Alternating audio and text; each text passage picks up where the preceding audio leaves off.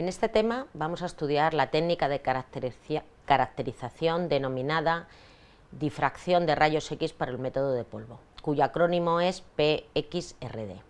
La difracción de rayos X es una técnica versátil y no destructiva que permite determinar la composición mineralógica, estructura y textura de muestras sólidas en polvo y en casos particulares no es necesario reducir a polvo la muestra. Esta opción es muy valiosa para muestras de patrimonio. En esta técnica es radiación X la que interacciona con la muestra, cuya longitud de onda, ya vimos en el módulo de introducción, se encuentra entre 10 elevado a menos 8 y 10 elevado a menos 12 metros, con una, o lo que es lo mismo, una radiación entre 0,1 y 100 Armstrong, con una energía en el rango de 0,125 a 125 kiloelectronvoltios. Antes de comenzar a describir la información que nos aporta esta técnica, vamos a describir muy brevemente los conceptos básicos que están implicados. La difracción de rayos X es un fenómeno físico que se produce al interaccionar una de rayos X con un material cristalino, o sea, formado por átomos ordenados en las tres direcciones del espacio. En este caso se produce difracción porque la longitud de onda de los rayos X es del mismo orden que las distancias interatómicas. La difracción se basa en la dispersión coherente del haz de rayos X por la muestra y en la interferencia constructiva de ondas que están en fase y que se dispersan en determinadas direcciones del espacio.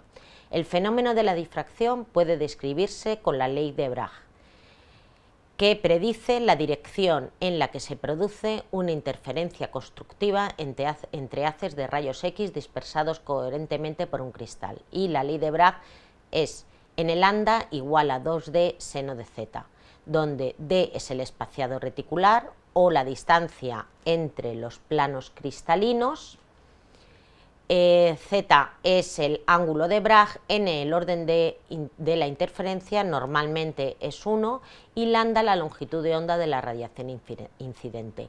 En la figura tenéis representado gráficamente este fenómeno.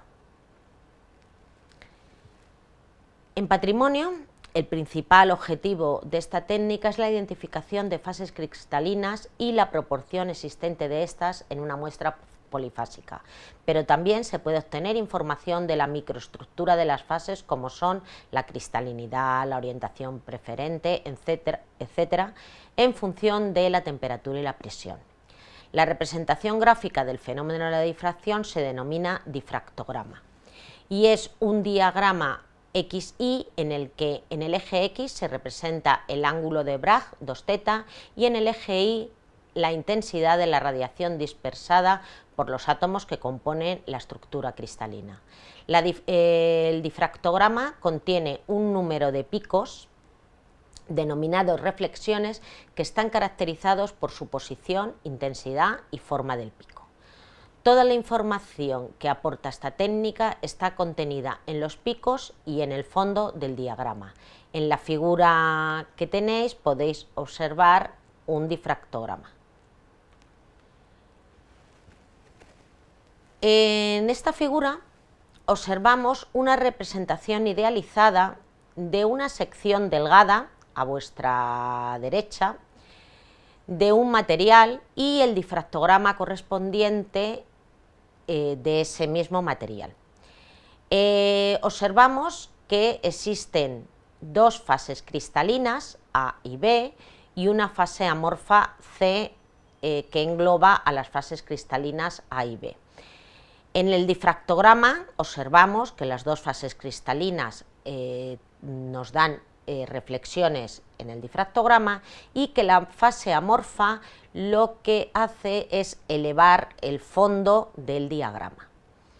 Además podemos observar que la fase cristalina A tiene mayor tamaño de grano que la fase cristalina B, y esto se observa en el difractograma, que veis que los picos de la fase A son mucho más estrechos que los picos de la fase B. La identificación de fases de una muestra desconocida se realiza por comparación con patrones existentes en bases de datos de referencia. La base de datos de difracción más importante es la proporcionada por el Centro Internacional de Datos de Difracción, cuyo acrónimo es ICDD, y que está formada por más de 384.000 entradas de sustancias inorgánicas en 2016 y se alimenta con más de 18.000 entradas nuevas cada año. Esta base de datos tiene un alto coste económico y normalmente solo se encuentra accesible en centros de investigación, pero existen bases de datos abiertas para facilitar la identificación y entre otras son la de Web Mineral, la de American Mineralogists y la del Crystallography Open Database. En el difractograma adjunto tenemos ya un difractograma interpretado, en el que hemos encontrado que tenemos anhidrita, cuarzo, filosilicatos y basanita, y además la proporción existente de ellos, 73% de anhidrita, 5% de cuarzo, 6% de filosilicatos y 16% de basanita. En esta imagen podemos ver una de las fichas que componen la base de datos del ICDD, en la que se recogen todos los datos de difracción para cada fase cristalina de referencia. Este es un ejemplo de la ficha del cuarzo. Por todo lo que hemos descrito, habréis intuido que la difracción de rayos X de polvo es la técnica de identificación de fases cristalinas en muestras de patrimonio arquitectónico y arqueológico. Los difractogramas se identifican individualmente, pero para poder realizar comparaciones entre ellos resulta de mucha utilidad los diagramas comparativos. En la figura adjunta tenemos un diagrama comparativo de 3 morteros de un mismo yacimiento arqueológico. Sin necesidad de realizar una identificación ya podemos observar que existen dos tipos de morteros en esa localidad. Un mortero que es el azul y el mortero representado por el diagrama rojo y el negro son del mismo tipo. El mortero que está representado por el diagrama azul es un mortero de yeso, puesto que este primer pico es de yeso, y el otro mortero los otros dos morteros son rojo y negro, son morteros de cal, por el pico de calcita existente. Ahora vamos a conocer el equipo utilizado para esta técnica, y es el difractómetro de rayos X para el método de polvo. Podemos ver las imágenes de un equipo de difracción con algunas de las partes fundamentales que componen el equipo, como es en este caso un portamuestras múltiple y el tubo de rayos X donde se generan la radiación X a partir de electrones fuertemente acelerados.